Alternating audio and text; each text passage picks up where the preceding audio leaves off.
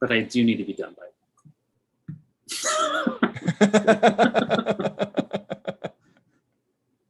But I kind of have a schedule. But I do have a 1:30. We shall do our best. I can't promise, but we shall do our best. This is important. It's good. Here we are. Okay. I'm going to add the description and update the thumbnail. There's a part of me as you do this that makes me feel very like invisible. Why? Because I'm like talking to a guy who's like on his phone is what it feels like. I mean, that's true. That's true. And I apologize. I should not make excuses for looking at my phone and looking at this while I do that. That is true. I'm like, Steve, are you listening? Steve, are you listening? No. Dad. Oh, what just happened right now? What just happened? Dad, why don't you ever listen to me? I feel invisible. Okay. Got it. And we're set. Sweet. How's it going? Dude, it is fantastic. It is summertime, and we've had a really interesting summer here in Phoenix. Right now it's kind of overcast, which is awesome. And it's been a lot like that this summer, and like really windy, and we've had some rains, which has been really nice because we get monsoons in the summer, but we didn't have any last year. So it has just been fabulous. You know, we had like a week of record-breaking heat in June where it was like 117, 118 for like 6 days in a row. Yeah, ish. But since then, it's been like pretty mild. You know, we've had like today's only going to be 106.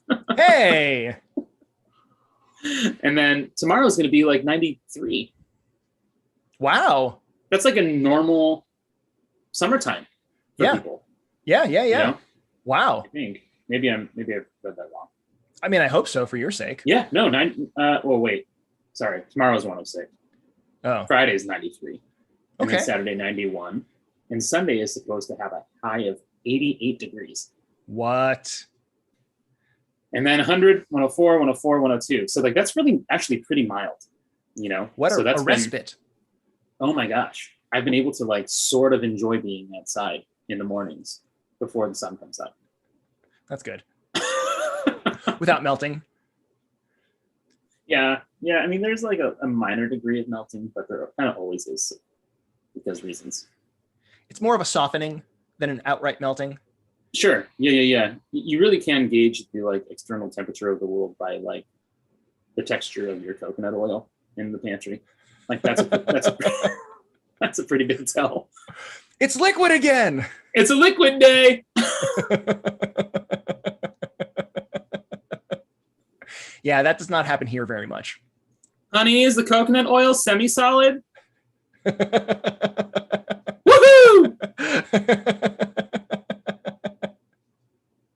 I mean, that happened in the Portland, Seattle area. Portland, Seattle were hotter than you for a little while there. Yeah. They hit like 120. I know. It's fine. Nothing's wrong. The world is changing. Everything's heating up. So here we are in the summertime. Yeah. We don't have a lot going on like work-wise right now because we're sort of taking time to plan and sort of build. But the big thing that we're working on this summer, which is one of the reasons why pop culture and other things are in kind of their summer hiatus, is we're putting together an effective Christian ministry cohort program, which is applications are actually live now. We're beginning to receive applications. The cohort itself starts in September, which is super cool because we've talked a lot about the effective Christian ministry online course over the last like year and a half because we launched it last January, 800 people in it, really good reviews. And now we're just going to give people more of a supportive learning community to actually kind of go through it. Spots for 40 parishes. Coaches are going to walk people through this 9-month process. I mean, it's really going to be a supportive thing to help people process some of these important lessons and then figure out what it means for their particular community. So effectivechristianministry.org/cohort. We'll have a link down in the doobly-doo.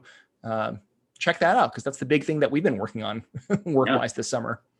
Yeah, almost the exclusive thing that we've been working on this summer, pretty much. Basically, it's a big project. A lot of our time and attention has gone to it. So I'm excited. I sort of feel like it's been this kind of, at least since I've been at Y2M, like this 6-year burn to get to this point of being, okay, so now that we've kind of gathered enough thinking and like information about different things, and we've kind of processed it, now we're kind of trying to say, okay, what do we do? What do we do with this? And I've been really encouraged because a lot of the young adults that I've spoken to throughout this process have taken the course and have been like, this deeply resonates with what my experience was. And I was like, well, it should, because we based a lot of it on your experience. So. Yeah. Yes. We listen. Yeah. Trying anyway. Yeah. No, and that's important, right? And actually, like, even in terms of what we do, right, I think it's very important that we're grounded in like the actual life of the church. And we're not just like a bunch of guys who are making like weird random things on the internet, I mean, like we're a couple special kind of white guys. We're here to save the day. Yeah. We're not just here kind of like spouting off randomly. We work for a particular archdiocese. We have a blessing to do this. And like our job is not to just sort of like make content, right? Daddy made you some content open wide. Like that's not our job. The job is to hopefully support like actual communities who are doing the hard work of ministry. And all that's what it's all about. I mean, like this is for people to sort of chew on together. Be the B episodes is for people to chew on together. And this effective Christian ministry stuff, like it's for actual families and communities, the church, right? As opposed to just kind of like random abstract online, whatever. And God willing, it's going to start bearing some fruit. So yeah, it's exciting. It is. But beyond that, I don't think we really have too much to say. Right. No, I mean, we'll be back with kind of regular episodes starting in September. I mean, check out, social media. We'll, once we have kind of a season premiere date, we'll be back with Christina and Emma for a season premiere. That'll get back going into it. Be the Bee, I think we're going to launch again in October rather than September this year. We're just going to sort of postpone it a little bit because we've been so distracted with cohort stuff that we haven't been able to get to like script writing or any of that stuff yet. But yeah, September, October, we'll be back in the normal swing of things. But in the meantime, effectivechristianministry.org/cohorts. If your parish is interested in being part of this learning community, join us because it's going to be really challenging, but really, really good. Yep. Agreed. So beyond that, we said that we were taking the summer off, and we already did one summertime special. Yes. So just can't stop us, I guess. But can't stop, won't stop. Here's another one for you, for all you hungry 13 people. Because we made you some content. Because we couldn't help it. We couldn't not talk about the thing that we are about to talk about today on this podcast that we're recording right now. Yeah. Maybe we should name the thing as we transition from that previous thing to this section of the thing. Maybe we should name the thing about which we will say things over the course of the next several minutes. And the title of the thing, which I'm about to name right now, is called Bob Burnham's Inside, is the name of the thing that we're going to be talking about, which is the subject of this podcast today. You said it with such enthusiasm. I'm trying to channel a little bit of Perd Hapley, but I don't know if I'm getting there. And the name of the thing? You heard with Perd.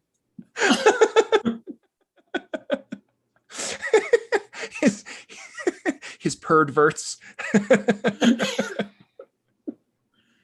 Oh yeah. So here we are. We are talking about Inside. We're really going to be talking about like the full Netflix special. It's the songs of Inside are also available as a thing. It's not the whole thing. It's just kind of like maybe 70% of the whole kind of like album. We're going to be talking about the full visual experience that's available on Netflix. Although I confess I've been listening to the songs pretty regularly throughout the day. But because this is a new thing, like it just dropped, I think, on Netflix a couple of weeks ago. I feel like it is the end of May. End of May. Yeah. Time is a weird thing. Summertime. Yeah. But I feel like it's incumbent upon us to warn people that we are entering into a newfangled thing they might not have experienced yet. If you want to check out Inside before you listen to the rest of this, you're more than welcome to. So join us as we make our way through the shield, the veil behind which spoilers await. So I ask you at this point to reveal, as is traditional, the spoiler porg. Let the porgs be released ceremoniously. And there was much rejoicing. That was them fluttering. Yes. They do flutter. They do roast up real nice too. When I went to Disneyland recently, I saw Chewbacca, and some guy was standing there with a porg on his shoulder. And the attendant crew member or cast member of Disneyland was like, "You better be careful with your porg because Chewie might need him." I have to say, I don't know that we've talked about this, but like Chewie seems to be a pretty accomplished cook, because the skin on that roasted porg seems to have been like glazed in something really sort of like succulent, really crisp. Yeah. He knows what's up. Yeah, dude. It's like a Nashville hot porg. On a piece of white bread. With a pickle. Soggy One white pickle. bread. Yes. Yes. Paper plate. The best. Okay. Before we get too hungry, or at least before I get too hungry. Yes, talking about pork meat and stuff. Let's get inside, or let's get into inside. Let's do it. Why don't you give us a summary of it, Stephen? Yes, I will, Christian. Can I call you Christian? Christian? That is my name. So this, like we said before, it's a comedy special that's on Netflix right now. The songs are also available, iTunes, wherever you get music. It is Bo Burnham's first comedy special since 2016. He's actually taken like a 5-year hiatus from creating comedy. In the meantime, he's worked on feature films, 8th Grade, which I think the girls did last season or the season before. Yeah. I haven't watched yet. Neither have I. Honestly. Yeah, I'm curious to watch it again, actually, after kind of reconnecting with this stuff. Burnham actually started as like a kid on YouTube back in the day. I think when he was 16 years old, he was a very early adopter of YouTube, started making sort of silly song videos for friends and family.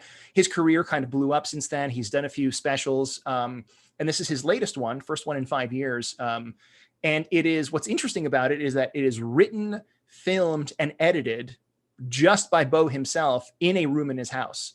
So it actually has a very interesting kind of YouTube feel. It feels like a YouTube creator, almost like doing this thing in one of their houses. But it's also, I think, like the medium helps express what's going on, because, he made it during the course of the pandemic when all of us were stuck inside in some sort of way, right? So he kind of visualizes this by being like located in one room in his house, but it also plays with these like deep themes of loneliness and mental health, and his kind of like struggle being not simply physically stuck inside, but also the toll that takes on him. So it's this really like, as Bo Burnham stuff does, it's not just funny, it's also kind of social commentary, and it plays with very deep, sometimes dark stuff. But it's really layered, and it's something worth breaking our summer hiatus to talk about. So what did you think of it? Well, first, did I miss anything? Is that kind of a fair summary? No, I think so. Yeah. I mean, it's I just loved it. I just say, yes to all of it. I thought it was an engaging and dynamic piece of art that captured a lot of what the last 18 months or so have been. Yeah. And I resonated a lot with it, in terms of what he did and what he went through in this. But I don't necessarily feel like my mental health degraded so bad, but people who know me might not necessarily agree with that assessment of myself. It's fine. Anyway, I'm just always impressed by him as an artist, and his showmanship. I just think that he's unbelievably talented. So yeah. I really, really, really, really, really, really appreciated this thing. And I think it might be just one of the most important things to have come out of the pandemic, actually. That was really good. How about yourself? Yeah, I 100% agree. I have been listening to this, it's in my ears every time I'm at the gym. So I've listened to the songs of this multiple times. I've seen it on Netflix maybe 3 times over the last couple of months that it's been out. It really resonates with me. I do think that it is asking really interesting questions and saying and framing really interesting concepts and ideas. It's just very sharp, topical, like cultural and social commentary. And I'm just very enthusiastic about it. I really connected with it. And I think this is just like, as much as like we've done things that I have very, very much enjoyed, you know, like we broke our summer hiatus specifically to talk about this. Like under normal circumstances, it would have been like, we'll talk about it in October, but no, we should talk about it now. And this was the soonest we could do it. So that's why we're doing it so late. It's yes. Like, we can't really do that. Okay. Yeah. Well, what about end of July? Okay. Yeah. It's really good. And it's really well done. I think if nothing else, it is, on a technical point of view, right? The fact that this one guy was able to do so many different things, to capture so many different kind of like musical styles and sort of visual styles, right? Because the music is really good, right? All Eyes on Me. I mean, like the harmonies and things, like it's a joy to listen to. It's really beautiful music. Visually, he does really interesting things with no crew. It's just one guy in his house that set up the lights and the camera angles. I mean, it's just, he's kind of like technically proficient at all of these things, but he does really beautiful art with all of those like technical skills. And it's just, I'm excited. Me too. And, you know, I think, you said it in the outline that it's a piece of cultural commentary, reflection. I think probably in some ways it's actually even more that than a comedy special, right? It's much more, I think it's almost more like a exploration of our culture and the very different, you know, in the complex facets of it, you know, including ourselves within it, as well as everything that's just actually going on in the world outside. So shall we get to it? Yeah. One thing that I'll say, I mean, we might have wanted to say this earlier. There is some language in the special if you haven't watched it yet. Yes. He doesn't particularly get into kind of like very much crudeness or anything like that, but there is some cursing. So, you know, if you've got a younger audience and you're sensitive to that, you might want to be aware of it. But it's more, I think it's more like for emphasis or for the sake of the joke. Like there's nothing kind of overtly crass, I don't think, except when that crassness is, again, part of the joke. So just be aware of that. If that is kind of a sensitivity that you have, or, you know, the kids in your house or whatever it is, there is some language throughout this. Yeah, there is. And definitely, and there's like one song in particular that deals with some sexual stuff too. So which I also think is actually a really important part of the thing. But yes. You know, I think it's all really valuable to reflect on if you can do it, you know, at least the things that he brings up. So well, where should we start? There's no way really to cover everything, but we're gonna try. So yes, as we've seen, right? We've tried. Like the last couple of episodes, we're always at the end of our hour and a half, and just like there's so much left on the table. But I want to see more. Yeah. But I think maybe the first place to start with this is just with the idea of the pandemic itself being the background of this, and sort of like a character even within the whole thing. Yeah. Right. Because it's hard to watch this without keeping that in mind. The whole thing from the get-go is dripping in uncertainty. It's dripping in anxiety about what lies ahead. And you feel it from even the moment he walks into the room in the very beginning, where you're just like, because you know what we've been through for the last 18 months. And here comes this dude inside. And you're like, all right. Like, you know, he's got normal length hair and like no beard. But that quickly devolves. and I'll say this, right? Like, you know, I remember when this first came out and I first watched it, which was early in June, right? Because I think it came out at the end of May. I think at the end of May, yeah. Right. I think my initial reaction to this was it was almost this like retrospective celebratory thing as we're like pulling out of the pandemic. But now as the Delta variant cases are like up 70% in some parts of the country, it's like, oh man, is this actually also like preparing us potentially for the fall and the winter, because here we go again. So it's funny, right? Like this actually is like still a very live issue, and still something that we as Americans are certainly dealing with. But we're still not out of it. We're still not fully out of it. Right. So, you know, I think like one of the things that this does, and we even kind of addressed this a little bit in the last summertime special that we did, previous summertime special. Previously, pandemic, Pop Culture Coffee Hour summer special.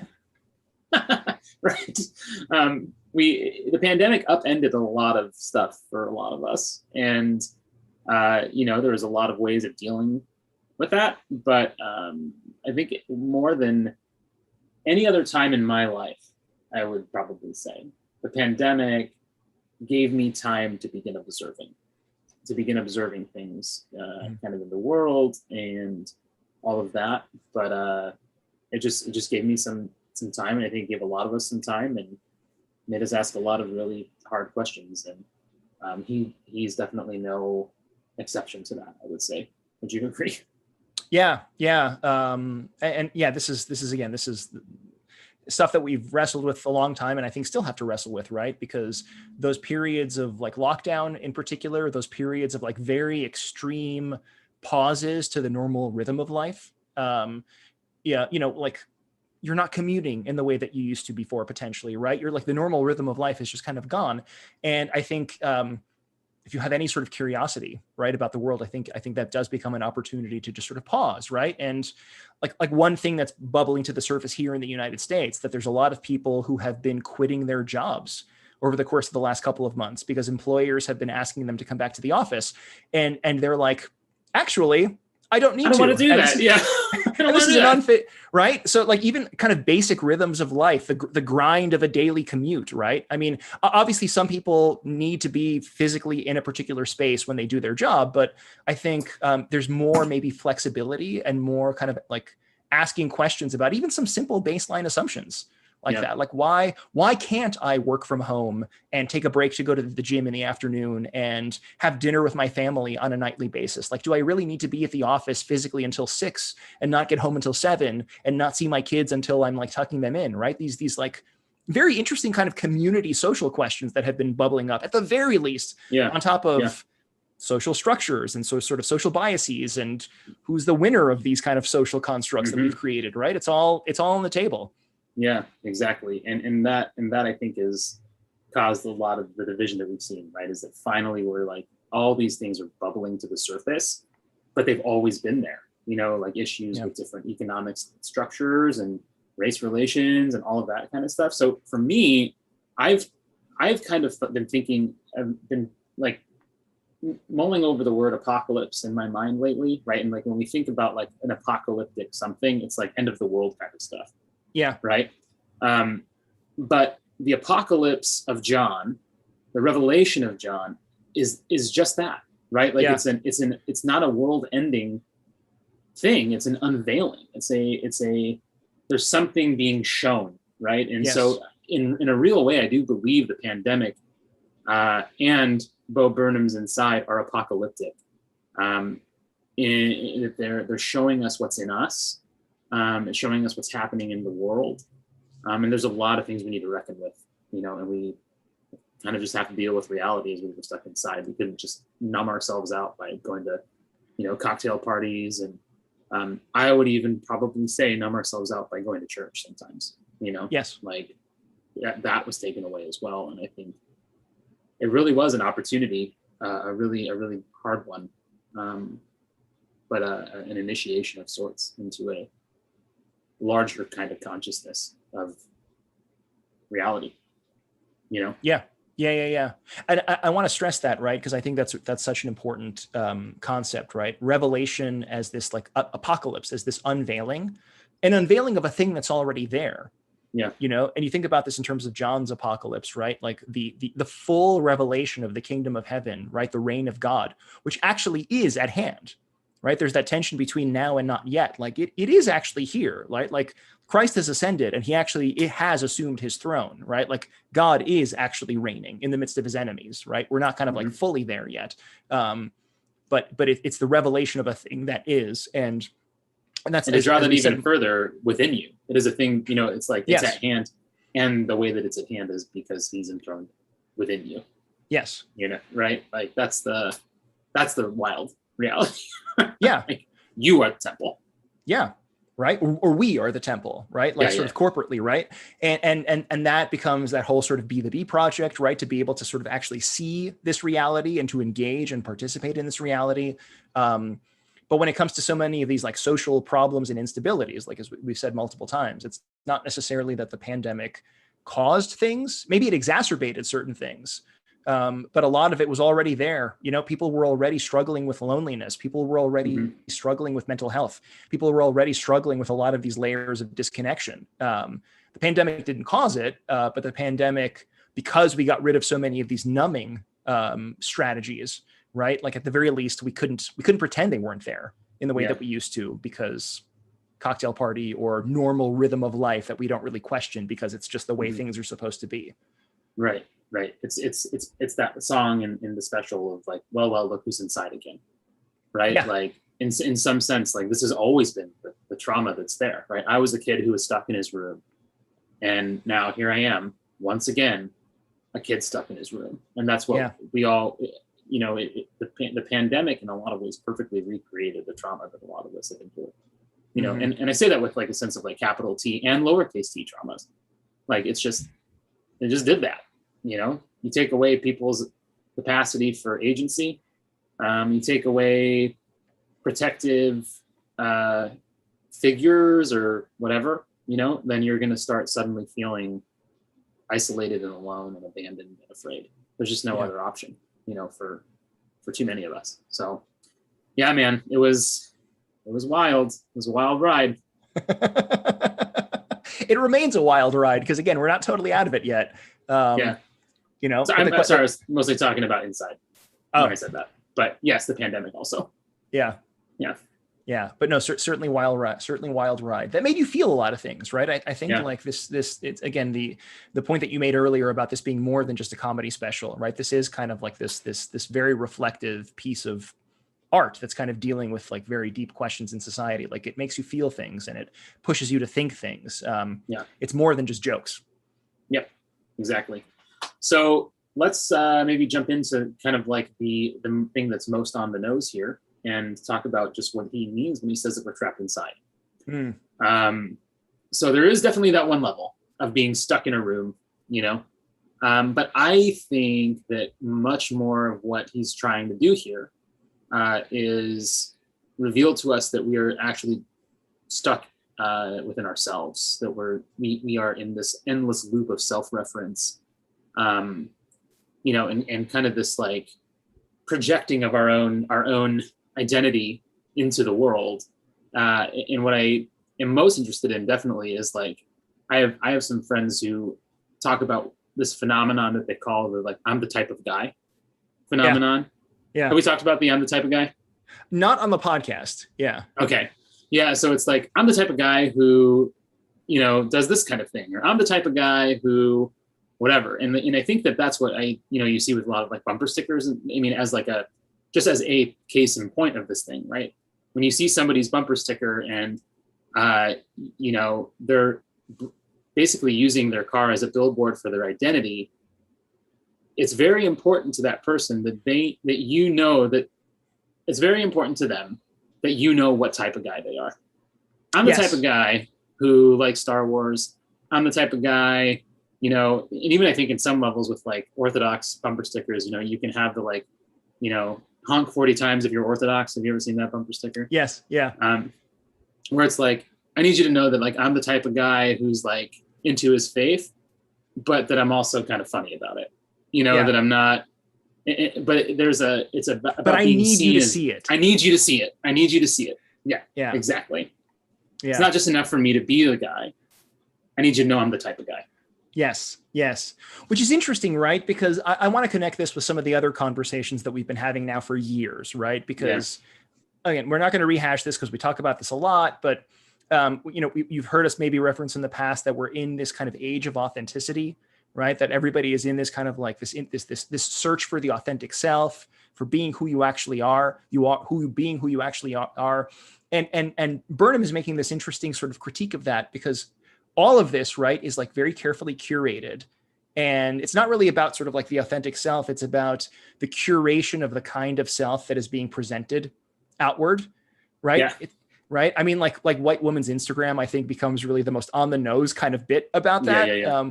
Where it's like there's this moment of like authentic grieving and emotion and loss and sort of family dynamic. And then it goes back to goat cheese salad, right? Well, I would even wonder if like that moment is all that we think that it is, right? Like that's a lot of what has been said about white women's Instagram, is that moment is like this tender kind of empathic move, which I think on one hand is true. Yeah. But I also think that it reveals just how much we've taken these sacred moments in human life of mourning the death of a mother and added it just into this like endless feed of banal things. Yes. You know, like just to get likes and to like, I need you to know that I'm the kind of person who misses her mom. Yes. Because it's not enough to just sort of be that person. To just miss my mom. Yeah. I need to project it. I need to declare it. I need to show it in some way with this very carefully crafted thing, right? Which is one of the moments that's like really, I think pretty brilliant that he does, because even like in that moment, what he does is he widens the frame. Yes. Right. To show that like there's messes over here and messes over there. And like, this is the real experience, but that it's still kind of like, we focus in on this like crafted picture, you know, because it's only for that he shows like, he starts with like the house thing, right? That's the post. And then he shows what's on the other side of it. The Instagram square. Yeah. Yeah. So then even the authenticity is compromised. You know? Yeah. It's just like, it's just, it's killer. Because are even are the things that we think are real, right? Or are the things that we think are authentic actually authentic? Is all of this just performative? Right. And that's where he even starts this whole thing, right? That it always has to come back to him and being seen as the kind of guy who cares about these kind of things. Yeah. Right. Because I have to be the center of attention. Yes. Right. So like he's really asking you know, it starts with this really interesting moment where he's at the piano and he's like, the world is changing, the planet's heating up, what's going on? All this different stuff is happening. And like, he doesn't really know what to do about it. And then he gets this like vision from God, and God like tells him, you know, like, you're going to heal the world with your comedy. Yeah. Right. And then there's this refrain that I just love, where like comedy becomes his way of making a literal difference metaphorically. Such a great line. It's everything. Right. And then we get to like, really, I think in some ways, like the thesis of this whole thing, where he goes like, I'm a special kind of white guy. I self-reflected and I want to be an agent of change. Yeah. You know, I want to use my privilege for good. Yeah. Very super cool. Way to go. Right. There's that validation, because the point is to be seen doing this sort of thing and have other people respond to you as being the sort of person who wants to make a difference, or being the sort of person who is socially conscious. Right. It's not simply about doing what is right or choosing what is right. It is about being seen and acknowledged as such. It's all performative, right? It's this deep sort of like, which I think is an outgrowth of that loneliness, right? The underlying loneliness that's at the core of this special and the pandemic, that like we are so starved for connection, right? Like, to use the word again, kind of like authentic human connection, that we just kind of like crave the validation of strangers, because we don't have that sort of inner, you know, secure attachment that is actually allowing us to simply sort of like be. We need people to see us, right? We need people to honk when they see our bumper sticker. We need people to like and double tap our even apparently heartfelt posts on Instagram. Like, everything has to be sort of projected for an audience, and we need the validation of that audience. Yeah. Exactly. Which is where it all ends up, right? For him, this kind of slow, he starts with this really kind of positive thing about being this intersection between Malcolm X and Weird Al. And then like where he ends, is with that, you know, that song All Eyes on Me, right? Like this is ultimately what it comes down to, right? Is that it's not so much that I'm concerned about the oceans rising at the end of the day, right? Yeah. Like, he even says that, like, you say the ocean's rising, like, I really care, you know? But all eyes on me, all eyes on me, all eyes on me. Like, get your hands up, all eyes on me. Yes. You know, that's seriously, actually put your hands up. Yeah. And exactly. It's I mean, it's just, it's wild. It's a wild ride. This whole thing. I don't know. Yeah. And again, I think like that's one of these just tensions that we live in. This on the one hand, this age of authenticity, but so many of the things that we're actually doing and experiencing are sort of performative, right? Or even the underlying tension of the special, right? Because, he very frequently, he has this one of the little interludes where he just sort of asks, like, wouldn't it be nice if people just sort of stopped talking for just a moment, right? And stopped broadcasting every thought that they have on the internet. Yes. But of course, he asks that by broadcasting that thought on the internet. And here we are being sympathetic to that underlying sort of thought, broadcasting our reflection of that thought on the internet, right? Like there's even the tragedy of we're sort of like, this is how things are. And there is no escape from how things are. Because, like there he is saying this on the internet. Here we are saying this on the internet. And this is kind of like, this is the infrastructure of our lives, right? And he's like, we're reflecting upon it and acknowledging it. And yet here we are making more noise for the internet. Yeah. And like, I think that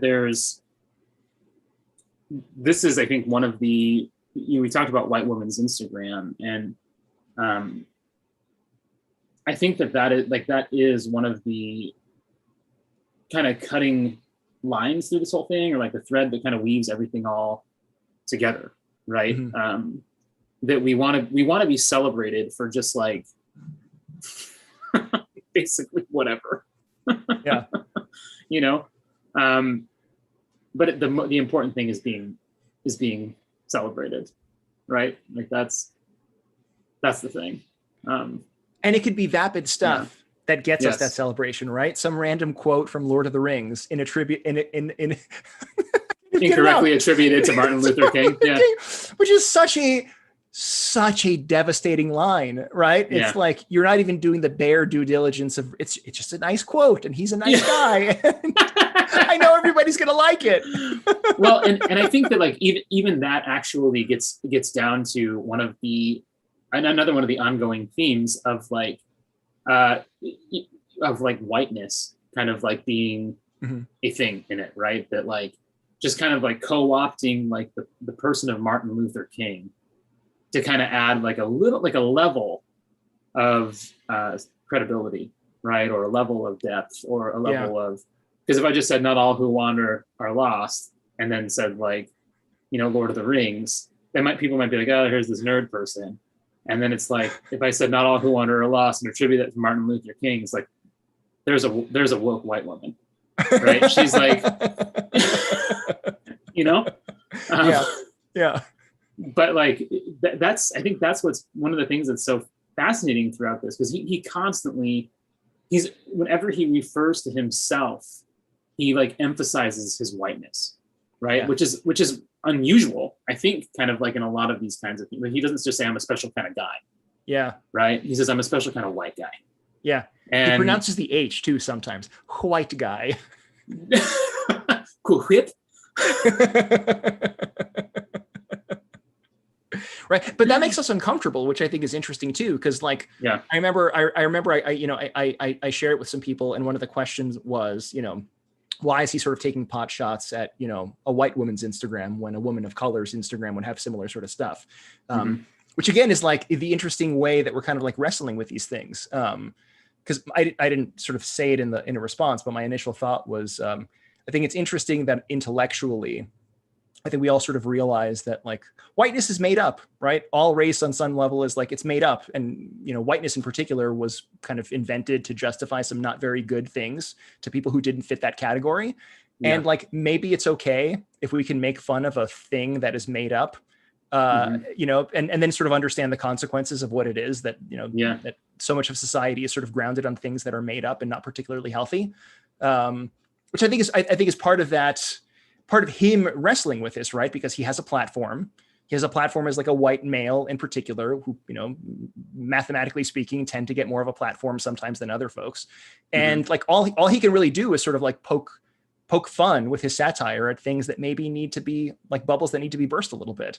No, I think that's, I mean, it's a thing that he comes back to often, like even in that song, How the World Works, which is, I think, one of the just best songs in the entire thing. Look who stopped by! It's Sacco. It's so silly. I know.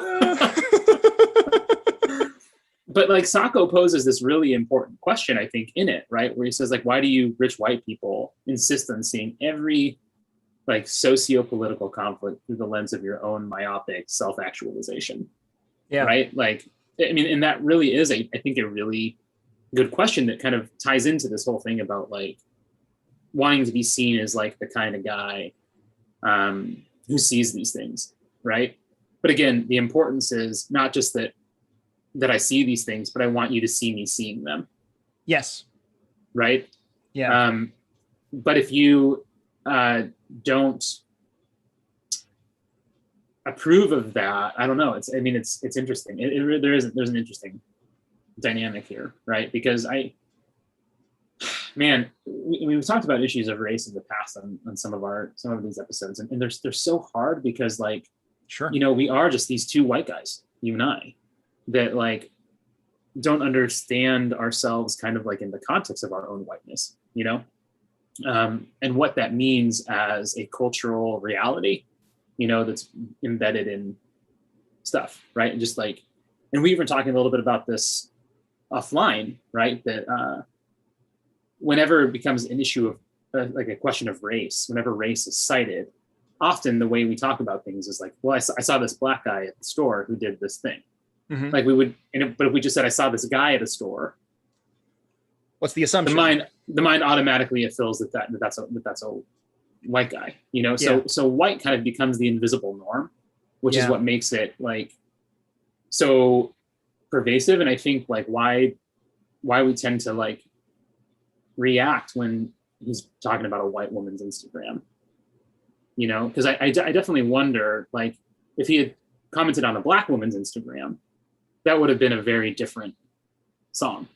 Yes. Even if he was saying the exact same things. Yes. Right? Yeah. Because you I think you can't experience that, especially as like an American, but not uniquely as an American, without some of the context of past critiques that kind of move in that direction. Right? Mm-hmm. Like it kind of loses its lighthearted, self-referential, satirical twang and becomes a little bit more vicish. Right. And I think that's part of it. It's part of understanding that like, that would be a very different song. That would be a very different song. Even if that was just the only word that was changed. Yeah. Right. Yeah. And I doubt that people probably would have been like, well, why isn't he singing this about white women? Yeah. White women do this exact same thing as black women, like he definitely would have gotten probably more busted as kind of like being problematic. Right. But like, yeah, I don't know. It's just it's embedded in our reality, and so often I think we do tend to hold kind of like this like racist kind of question, right? That like in a binary that's not helpful, right? That like we think like, okay, being not racist is good, being racist is bad. So like I'm not racist individually, therefore I'm exempt from like these larger conversations about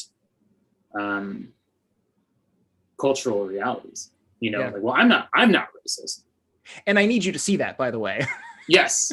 right Instead of recognizing that no, even if he wasn't being racist when he said a black woman's Instagram, there's a loaded reality to that is just inherent to saying something like that. Yeah. You know what I mean? I don't know if that makes sense. Because nothing exists in a vacuum, right? And even kind of our hermeneutical sort of understanding of things, like we're understanding things based on the time that we live, the place where we live, right? There's all these kind of contexts, and like there's a context behind that sort of dynamic. And I think it's like, at the very least, right, it's helpful to sort of shine a light on it and poke at it in a lighthearted sort of way. I mean, I appreciate it as a Christian, because like what we say about ourselves is as Christians is that we are a new race, right? Like the prayers of the church repeatedly talk about Christians as being like a new people, right? A new nation, a new race, a new Janos, however you want to translate that. And there are all those sometimes completely innocent, right? Like underlying assumptions that reveal like we haven't actually internalized that sort of stuff, right? Like for me, I don't know that what you said about, we were talking offline, you know, the when we talk about like that guy over there versus that black guy over there, like even that sort of like underlying assumption, which is not necessarily like vitriolic or menacing, right? But like there is kind of a sense that this is the normal kind of person. This is not, right? I haven't actually internalized what it means for us to be a new people in Christ. Yeah. Right. And that's, for me anyway, that's kind of like a damning sort of like thing. I'm still viewing the world in kind of like cultural sort of terms rather than kingdom centric, eschatological sort of terms. Right. And like, I think it just starts with being aware of it. Yeah. Yeah. And sadly, I think the voices that try to make us aware of it are the ones we want to silence, right? Because we don't want to be caught in that binary of good, bad, non-racist, racist, right? So, and I think that's one of the interesting points that he makes with like the sock puppet thing, right? When he's like, you know, as Sacco becomes increasingly kind of, I wouldn't even say like antagonistic, but just like blunt. Look, like, yeah, seriously, like if you want to figure out what to do, like that's on you, you know, like don't make it my job to like help you figure out how to like undo some of like the stuff. Yeah. You know, like it's exhausting for me. And it's a different way of you making yourself the norm of humanity, right? And other human beings are sort of instrumental things that are designed to cater to you, right? It's actually facilitating that underlying disconnection and inequality. Yeah, you're here to educate me. You're here to, you know, and honestly, I think a lot of the times we just want to know what to do so that we don't feel so bad anymore. You know, like, well, how can I kind of get myself off the hook here a little bit instead of kind of recognizing like, oh gosh, like I am, you know, receiving something that maybe I didn't even sign up for, but it's real, you know? Yeah. And that's why the punchline of that whole Sacco bit, I think, is so powerful because, you know, it ends with this menacing affirmation of this weird sort of like dynamic that exists between like the character Bo is playing and Sacco on his hand. And like, I can end you at any moment. Yep. Right. What I need you to do is look me in the eye and call me sir, and then everything will be fine. Yeah. And it just resumes the status quo. Right. Yeah. It's while also still trying to appear woke. Yeah. And which is such an interesting critique, right? Because like, and this is why I think as Christians, right, we present this like third way, because we're not sort of performatively woke, and we're also not sort of performatively traditional, which is also a thing in our society, right? Definitely. Because again, we're all in this secular 3 age of authenticity. And sometimes people who I think are posturing as being sort of like traditional or whatever that means, right, aren't actually. But it's actually about like interchange, and it's actually about being open to repentance. And it's actually about being open to like the transformation that only Christ can, you know, it is, you know, I gave this talk on compunction, at the beginning of Lent, but we actually released it on YouTube just a couple of days ago. And the thing that's coming to my mind is that scene in Crime and Punishment, which I talk about a little bit about in the talk, where the Sonia sort of goes to Raskolnikov, right, who was like committed murder, and like what she tells him to do is like he's got to go and stand at the 4 crossroads and bow to each of the 4 corners of the world and like admit that he's a murderer, right? And that's when his like path of repentance actually changes.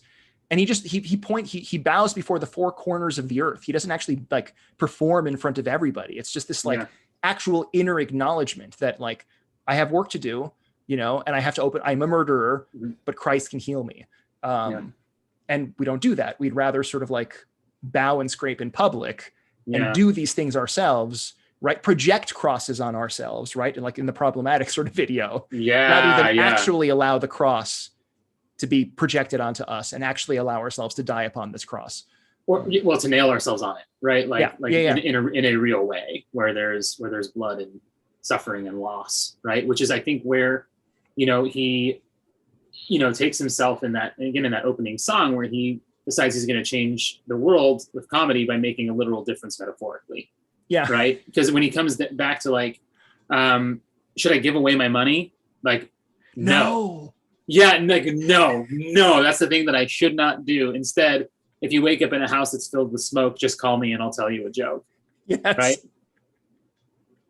That's going to make the world better if your house is on fire. Just tell me, I'll tell you a joke. Yeah. What? If you're surrounded by white men in white cloaks, don't panic. Call me up. I'll tell you a joke. Should I be joking at a time like this? If you smell burning toast, you're having a stroke or overcooking your toast. Again, such a great line.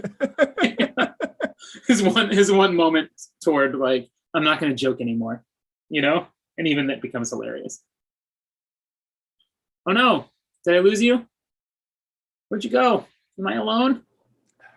I don't want to. There you are. You're back. Oh, sorry. That was scary. Toast. That was so scary. That was overcooking your toast. It's interesting because like at the end of the day, and this is what he touches on, is that we just want to be seen as being the kind of people who do things, but not actually be the kind of people who really do things. Yeah. Right? Like, that's why I'm not going to give away my money. Instead, I'm just going to be the center of attention and make money. Yeah. Right? It's tough, man. Yeah. And this is a thing, right, that transcends sort of political divides, because it's everybody does this, right? Yeah. Like I said, there's that performative sort of wokeism, but there's also that performative sort of traditionalism, and it's all like superficial and posturing. And it's about the broadcasting the cross as opposed to being nailed upon the cross. Yeah. And again, like, that's why I think like, as to wrestle with it as a Christian in particular, I think is so interesting, because again, I think like actual repentance, right, and actually taking up one's cross and following Christ become maybe not Bob Burnham's like chosen solution to some of these problems that he's like raising, but I feel like as Orthodox Christians, that's exactly where our minds should go. Like, repent, for the kingdom is at hand. Don't simply pretend to repent so you get more engagement.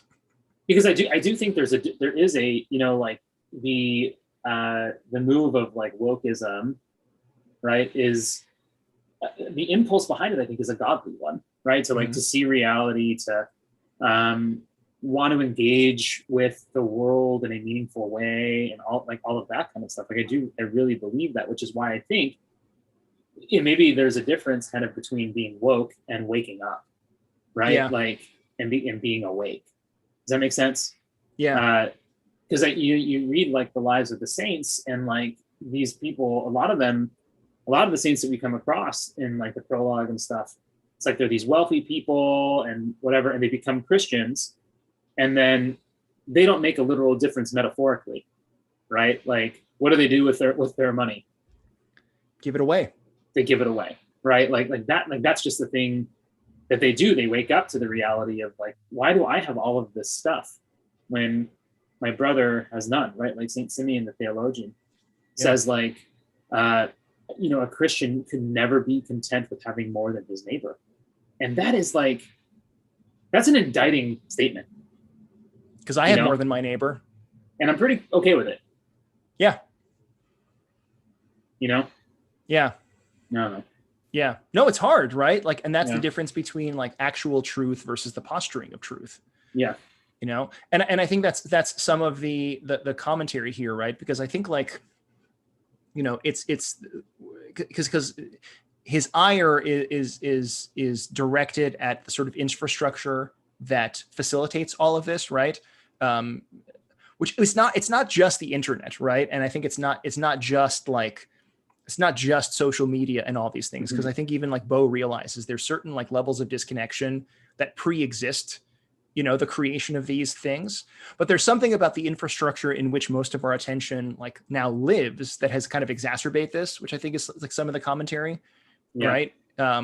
He's got that really interesting interlude where he's like laying down on a pillow with a microphone in front of him, surrounded by wires, right? And he's covered in a blanket, just huddled in a fetal position. I'm going to read this whole thing because I think it's important to say again. It's like, I don't know about you guys, but I've been thinking recently that maybe allowing giant digital media corporations to exploit the neurochemical drama of our children for profit, maybe that was a bad call by us. Maybe the flattening of the entire subjective human experience into a lifeless exchange of value that benefits nobody except for a handful of bug-eyed salamanders in Silicon Valley. Maybe that is as a way of life forever, maybe that's not good. And that's so good. Oh, you know, the flattening of the entire subjective human experience into a lifeless exchange of value that benefits nobody, right? And that exchange of value, I think, is affirmation, right? Yeah. It's like, I'm retweeting you, you're retweeting me, I'm liking your post, you're liking my post, and it becomes this sort of like shallow kind of thing that is actually isolating and doesn't actually it actually leads us to be shells of human beings, right? And it's just terrifying.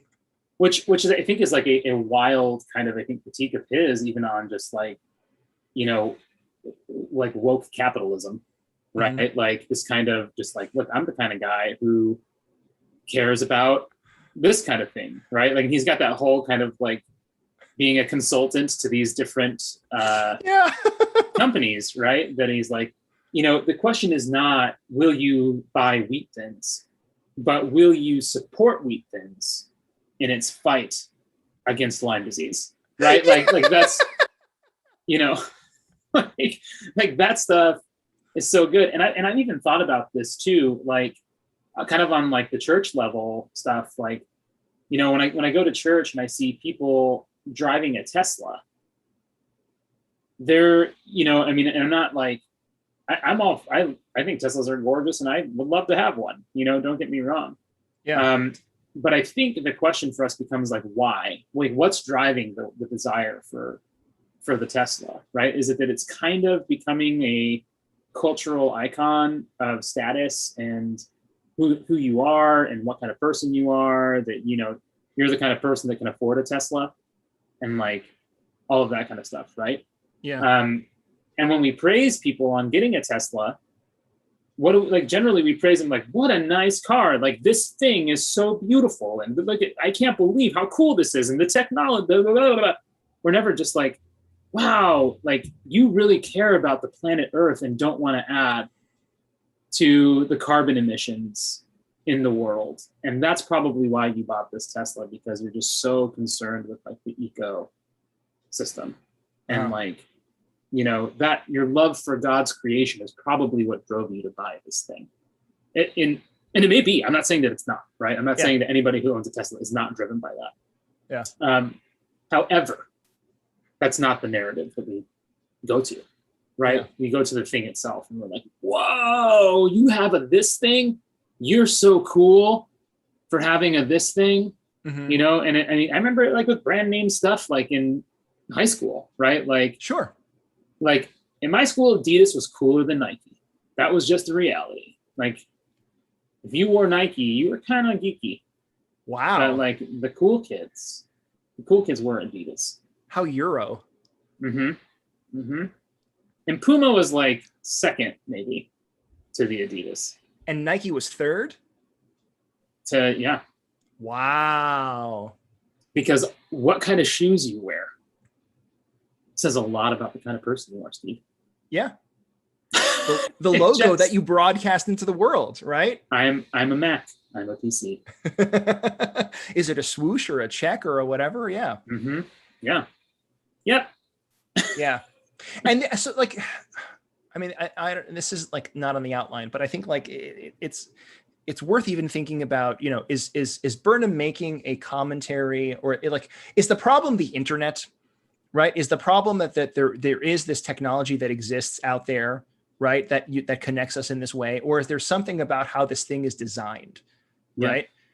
Well, if you think about it, right, in some ways, right, that like this is a human problem. Like we've been hiding behind fig leaves from the beginning.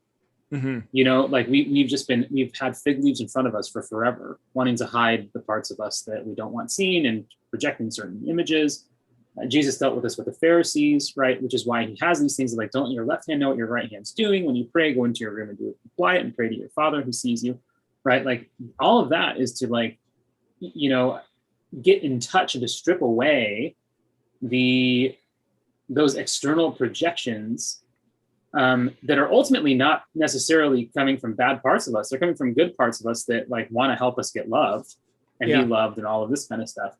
However, it's just like those are the things we turn to instead of turning to God, right? Instead of opening the core of who we are, the core of our heart, to our Father who's in heaven, right? Who sees in secret.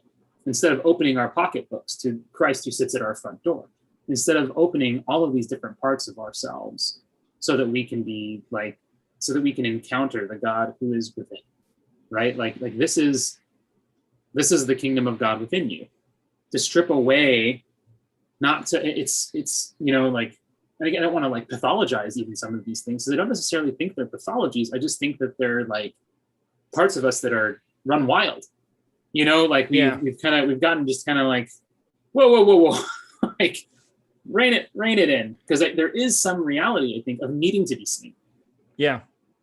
Right? Like if you lock a child in a closet for 10 years, like, and just gave them food. Yeah.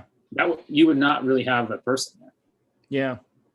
In a really meaningful sense, right? Like obviously this is still someone in the image of God and born to pursue the likeness of God.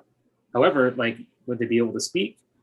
Would they know love? Would they know, I mean, they wouldn't, I mean, we need to be seen. We can't not, you know, there's been studies of like, on orphanages where there's just too many kids and all of the kids get, you know, fed and all their basic needs met, but they often fail to thrive because there's no one there to hold them. Mm-hmm. Which is so interesting, isn't it? Like that basic need for human contact establishes us as healthy people. Yeah. You know, our interconnectedness is so huge, and so much of like the lie that we believe is that of individualism, rather than kind of like our connectedness to one another. Or biologicalism. Right? Yeah. I mean, like every biological need can be met and still that child will fail to thrive because there are like non-biological needs that we have as people. Yeah. Yeah. Right. And I think like, I don't know. I think like that becomes an interesting question of like what we do with this, right? Because I think part of the problem seems to be like this, the way that the infrastructure of technology has been like set up it's set up to sort of like pretend to satisfy needs that can never really be satisfied in that way, right? Because we have this sort of like projecting of ourselves outwards, right? Like, you know, all eyes on me kind of thing. That doesn't actually satisfy the human need to be seen, right? We have like, you know, there's the one parody song in there about his, you know, his back and forth texting with a lady. And like that, again, that doesn't actually meet sort of a human need, right? It's like, it's all these things that pretend to meet a human need and don't, and actually leave us just as hungry and just as empty and just as like actually feeling unseen that we were before. You know, and it's like, I was actually talking about this the other day a little bit with Nicole Rokas, who I think I saw in the chat here earlier too. And we were talking like we were going back and forth about like, is the problem technology? Or is the problem like something about the way that we have designed technology? And I think like the thought that came up, which I think Burnham is actually like potentially even talking about in his special, is like, we've become the product, right? Like our attention has been monetized. Our eyeballs have been monetized. Like technology like doesn't exist for us to sort of like have a thing, have an interaction, and then sort of close and put away. Like it's meant to be addictive. It's meant to sort of like hook us. It's meant to keep us hungry rather than keep us fed. You know, like the thing that comes to mind, I was reading this interesting article one time on like dating apps, for example, you know, the Tinders and all the other sort of stuff out there. And the business model of those things is like, you're supposed to stick with the app. Right? You're supposed to keep using the app. If a dating app actually leads you to like have a healthy marriage or something, it's a failure from a business model because you stop engaging with the app, right? Like the point is to constantly bring you back to the online interaction. Like that's the goal at the end of the day, because you are the product and you are being monetized. And like, I think this is kind of the thing that he's critiquing when he talks about the flattening of human experience, right? Like, we've come a long way from those 90s chat rooms and travel logs and stuff like that. Like there's something more holistically, like just soul sucking that's happening right now. Right. Yeah. I mean, and that's even like in that whole Welcome to the Internet song, right? Like, can I interest you in everything all of the time? Right. Yes. Like, which is just like, you know? And if you think about what that is, like an interest in everything all of the time, if there's like an omnipresence, an omniscience, and maybe not quite necessarily an omnipotence, but although I would say that the internet promises that in some ways, because like, here's where you can do this, and like, you know, you can do this, you can send a death threat to a boomer, you can, you know, do all these different things, like you should kill your mom. Like, yeah, like, right. Here's a healthy recipe. You should kill your mom. Yeah. That's so crazy. Yeah, like how to do this, how to do that, how to do this, how to do that. I mean, if you just even typed in how to, like you could, I learned how to change the, what did I change in my car? I don't even remember what it's called. A part of it that was in there. Part of my car's engine. I changed. Spark plugs. By following a spark plug. Carburetor. Alternator? Alternator, sure. That's a thing. I think that was the one. I think that I changed an alternator once upon a time by following a YouTube video. Yeah. I don't know how to change an alternator. I couldn't do it again without the YouTube video, but the YouTube video made me able to do it because like it promises like a godlike kind of like experience of the world, right? And it's too much for us, and it draws us in, and we do want to. I mean, we have this desire to become like God. Yeah. And so if there's this thing that promises us all knowledge, this thing that promises us a presence everywhere, we can look at pictures of Prague, we can look at, you know, famous ladies' feet, like we could be everywhere present. Yeah. Right? All of the time. All of the time. Because that's the goal, right? That's the critique. Like the point is that your attention is supposed to be drawn to this all of the time. Yeah. Right? It's not just a tool that you open and then like, oh, I can fix a carburetor now, right? Like, what's the next video? What's the next video? Yeah. What's the next video? And we do it to our kids. Yes, you were barely two, right? That whole thing. It did exactly what it was designed to do. Right? It did exactly what it was designed to do. Just like hold onto your attention every waking moment of the day. Mm-hmm. And it's given as this like this moment of love, right? And then it's broken by his maniacal laugh, which is just like, yes. Get me out of here quick. Yeah. Which is a thing that he's done before. Like you sent me the music video for, what was that song? The that pop music parody that he did. I forget what it's called, but Repeat Stuff, I think. Oh yes, Repeat Stuff, which is like right? And like if you've never seen this is like an earlier work of his. It's a parody of like pop songs, which are so generic in the way that they like talk about people, right? And what they're really designed to do is to manipulate young girls and get them to sort of like become infatuated with these pop stars. And the music video, like there's this demonic figure at the end of the day who's just kind of consuming these poor children who are getting caught up in this. And it's the same kind of thing, right? There's this like diabolical force at the end of it that's just kind of like constantly feeding off of us and our attention, hence the laugh. And I mean, like, this is why we did a couple months ago, like a B2B and the Bezos songs, right? The Bezos songs that are in there. Yeah.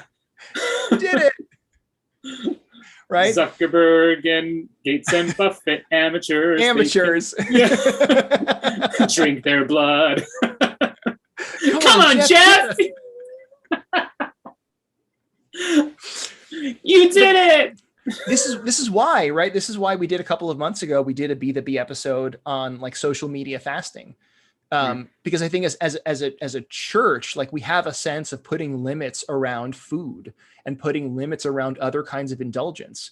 And I think that kind of like model has to be something that we use around so like distractions, right? These other kinds of social media distractions. Because if we don't have a sense of boundaries and don't have a sense of limitations, like that's the goal. The goal is to just occupy our attention all of the time. Yeah. And even to fill the spaces where we're trying to get away from it, right? Like when we're, and this is the genius of the woke capitalism that I think he critiques throughout the whole thing, right? In that song, you know, That Funny Feeling, right? Yes. There it is. That one.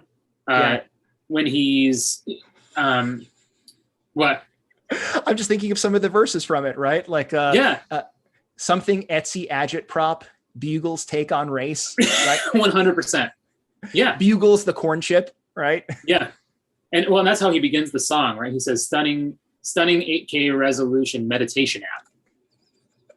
In honor of the revolution, it's half off at the Gap. At the Gap, yeah. And it's like, oh, dude, like we can't get away from it. Like we keep even these things where we're kind of, again, the difference between being woke and being awake, and seeing like what is, and joining reality in a way that stands in solidarity with it, which is, I think, what the Cup of Christ is about. Standing in solidarity with human suffering, not exploiting it for monetary gain. I think maybe I don't understand Jesus, but I mean, that's certainly true. I certainly don't understand Jesus, but I understand some things I think that he wanted to insert to us. But to be able to take even just like these places of peace, of social engagement, and to then, make them a place that's lucrative, is really, it's really interesting. It's a really interesting take on it, I think. Because that's the other angle, right? The commodification of all things in our lives, right? Because like, if you think about, again, the fundamental sort of business model of the internet right now, like so much of it is free because there's ads and stuff on the back end, which means that your attention is the thing that's being monetized. The more of your attention you devote to a thing, the more ad revenue can be made off of you. I mean, that's the point, right? That's the point. We talked about this when we did like the social dilemma, or the, that right. Social Dilemma, right? Was that the documentary? So it's like, and again, this is a dehumanization. If all you are good for is the value that your attention can generate, right? Which is kind of what this is at the end of the day. Like we're kind of performers on the one hand and consumers on the other, but there's nothing sort of like genuinely human about about any of that. Right. And in fact, it actually is a total destruction of humanity in some ways. Right. And like, you see that even when he is singing that song, like about FaceTiming with his mom, right? Yeah. Like, which is also just a fantastic song. Pour me a drink and clear my schedule. Yeah. FaceTime with my mom tonight. Right. These 40 minutes are essential. And then it's like, it's also just becomes the most frustrating experience ever. Yes. Right. Like his mom's like covering the camera, and I love that line, like her hair is wet. I say, Mom, did you get out of the shower? Yeah. How'd you know? Because your hair is wet. Oh yeah, that's right. She said, oh yes. Yeah. It's so funny. And then Dad, right? Like, how's it going, bud? Not too bad. And that's the deepest conversation we've ever had. It's like the anguish and the loss of human connection is just palpable and all that. Even the one about his, textual interchange with the lady. Yeah. Well, to highlight the dad thing real quick, right? I think like the genius of that too is like, this gets back to that sort of apocalypse. Like fathers being disconnected from their sons is not a social media age problem, right? This is like a pre-existing thing that is only in like starker relief, I think, because of the way technology sort of like superficially brings us together. Right. Like that's another thing. Like it's not just blaming the technology or blaming like this particular moment in time. Like that's a really bad social problem. If the deepest talk you ever had with your dad is, how's it going? How's it going, bud? Yeah. Yeah. Yep. And then in that one too, right, where like with his textual interchange with his lady friend, there's like even that, right? Like, if you'll excuse me for even quoting the lyrics, right? He's talking about sexting, right? Yeah. And the refrain is, it isn't sex, it's the next best thing.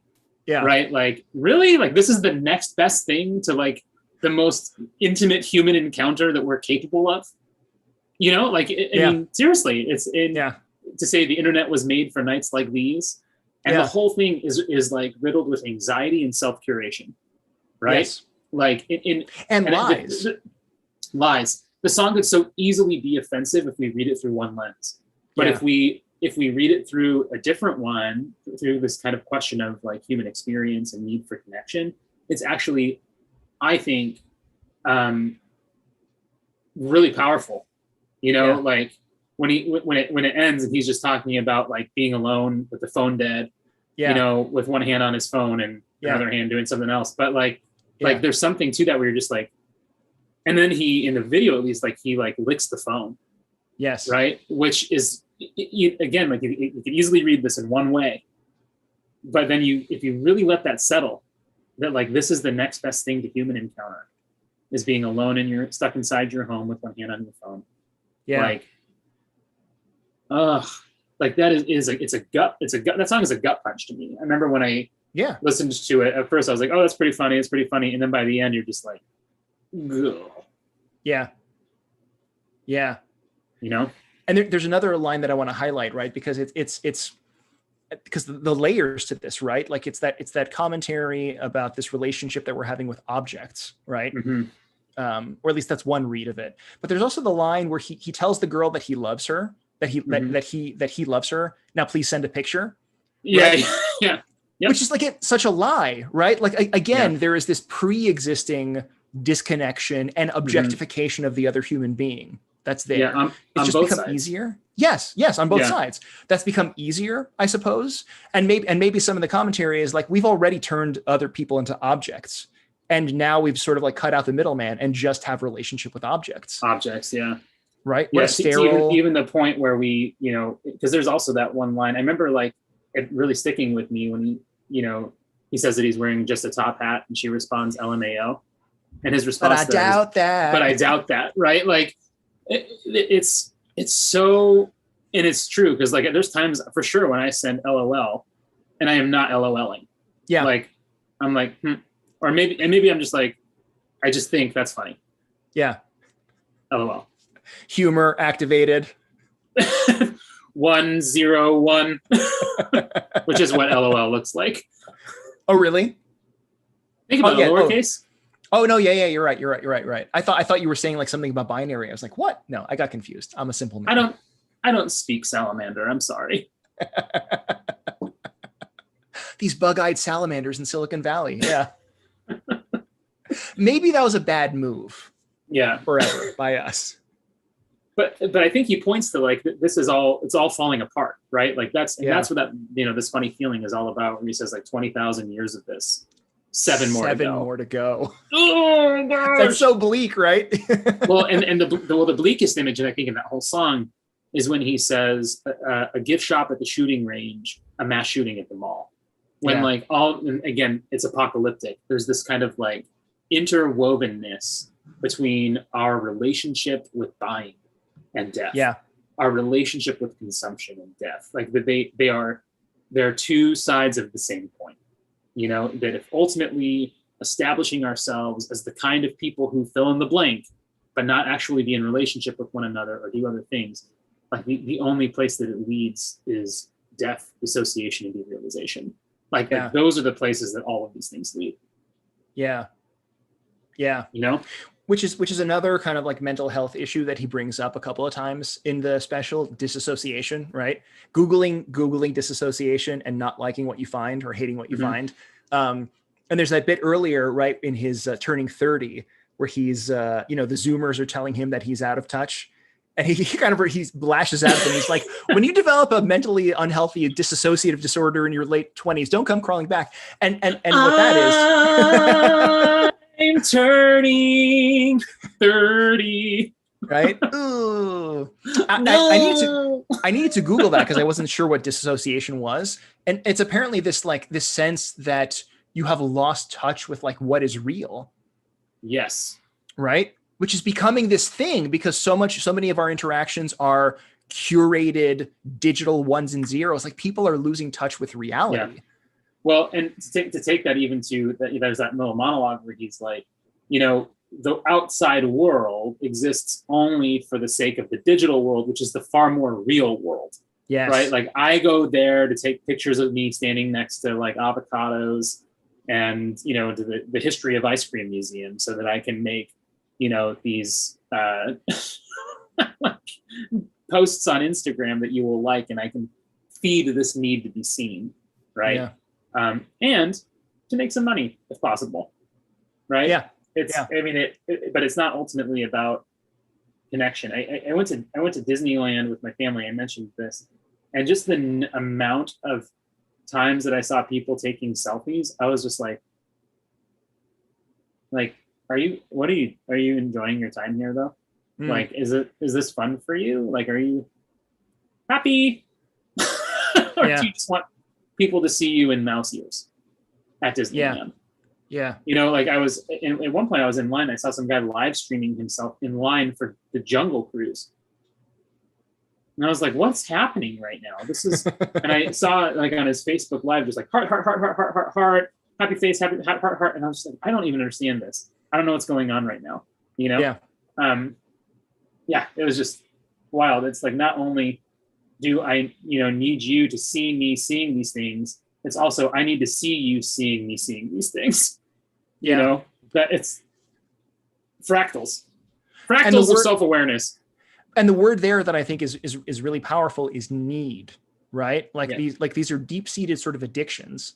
And we talked about this on the social media, on the social dilemma episode, right? That a lot of the interfaces of these apps are designed by people who do like, casino games. Like the point is to give you constant dopamine hits and to bring you back to these so they can monetize your attention, right? I mean, that's the whole point of this game where you are the product. Need is the issue. And if there's ever this place where we are needing something so desperately, like that's a problem, right? Like we fight the passions, right? We fight the sort of passivity and the control that the created order exercises over us. We fight the passions of the stomach because the stomach should not control us. We fight the passions of, anger because our emotions should not control us. And I think what we've done is we've put ourselves in a position to sort of like, to treat technology as a sort of passion that just guides us around by the nose, right? And I think the challenge for us is to sort of reclaim control and not just be these passive things that need to take a photo, need to live stream, need to do all these things, because that, like, we shouldn't need these things to that extent. Yeah, right. I mean, and that I think is like, the difference, right? I think with like the Pharisees kind of, and like well, I mean, there's a lot of this with Pharisees and Jesus, but I guess maybe the way that I would articulate what you're even saying here is like, there's nothing wrong necessarily with being right. Right? It's not wrong to be right. Yeah. It's bad to be right. Yeah. But the need to be right, like that, or the need to be seen as right, or the need to whatever, like that is where it becomes problematic. And the Pharisees needed to be right. It wasn't just that they were like these guys who were generally pretty right about stuff.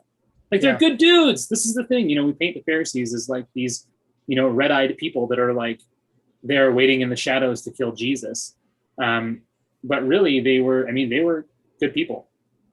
It was just that they were so addicted to their need to be right that they couldn't see Christ who was in front of them, right? Yeah. It's wild. Yeah. It is. And like, I don't know, as we're sort of drawing near the end of our time together, like, again, the thing that's coming to mind is that B2B episode that we did on fasting from social media. Like, because I mean, again, I don't think that the issue is necessarily that technology is bad or anything like that, but maybe we've allowed the sort of wires to embed themselves too deeply in our brains, right? Maybe we don't have really good boundaries, which is why we've allowed ourselves to be reduced to either performers or consumers, as opposed to like actual human beings who are in control and using this as a tool, right, to interact with people, to facilitate relationships, to facilitate like actual kind of like human interaction. I don't know, like that's what I mean. I feel like I'm going to go back and watch that episode again. We just maybe that's the takeaway from this. We just need better boundaries around these things rather than like all the time, right? Being inside all the time, being glued to these things all the time. Well, I guess what I would wonder is like, maybe not that, because I think that actually perpetuates some more of us like, okay, don't do the thing, don't look at your phone, don't think about elephants, don't think about elephants. But rather, I think maybe what we do need to do is get just more curious about why we can't seem to put these things down. Like the part of me that reaches for my phone, or the part of me that feels that can't focus on what I'm trying to do or write or think or whatever, and feels the need to go to Google or whatever. Like, okay, what is that part trying to accomplish for me? Yeah. You know, is this some level of like, well, I want you to feel godlike. That's actually like a pretty nice impulse, you know, like thank you, social media addiction, for trying to help me do that. Mm-hmm. And right, like, what if there's another way to do that? What if there's another way to actually become godlike, and not just to be seen as godlike, or the guy with the answer, or all of that kind of stuff, right? Because I think we do. That's when we start to get into these false binaries of like good, bad. You know, like it's just not that simple, I don't think, anymore. Yeah. You know, like there's more going on in the neurochemical drama of our children than that. Yes. And this actually is our episode that we did on habits, right? We talked about habits and the way that we frequently try to satisfy real good urges in a negative sort of way. And that's the problem between like a bad habit and a good habit. So maybe that's homework, right? Between now and the start of the new pop culture season, rewatch the habits episode, rewatch the social media fast episode, and try to be more human. I don't know. Yeah. Yeah. No, I mean, I think that's good. I think I feel like there's a lot of implications for us in this special, in terms of like how we engage with our faith. You know, because I do think that there is a lot about wanting to be seen as a particular kind of person with how we tend to engage. Just because it's not because it's a problem with the church, but because it's a problem with us, that like this is how we operate, you know? Yeah. Unless we do that deep inner work and come to know God kind of in the quiet of our closet, you know, by not letting our right hand know what our left hand is doing. You know, that I think there's some ways that we, you know, want to be seen as like the answer, or the paradise, or the oasis that people can find refuge from these things in the world. And like, I just don't know that that's what the church is for anymore. You know, like I feel like that's just us being stuck inside still, but in like a different kind of communal capacity, where we're all kind of circling the wagons and sticking to ourselves, away from like the scary parts of the world or whatever. And you know, we want to make a literal difference metaphorically, I think, by doing some of these things. But when it comes to like touching stuff and giving away our money, I mean that in a metaphorical sense, right? Whatever that is, the thing that costs us something. Yeah. That's a lot harder for us. We just want to be seen as like, look, we go to church on Sundays and we remember the good old days when, you know, people prayed in public schools and stuff like that. But maybe that's just us again, kind of falling into these habits of that Bo, I think, is critiquing. Yeah. You know? I don't know. Yeah. I don't know. As opposed to taking the dismissal seriously, and not just enjoying what we have here, but actually like taking it out and sharing it, right? You know, like, you know, it's true that, right, that like in the Good Samaritan gospel, right, like, yeah, Christ is the Samaritan who heals us, right? Like, he is the one who takes us to the inn and takes us in and all that kind of stuff. And it's also true that he says, go and do likewise. You know, so it's like, yeah, like we also need to not just think like, oh, how nice of him to take us to the inn, and I'm so happy to have been in this inn, and I'm gonna stay in this inn and get all better. And won't that be great that I just get all better?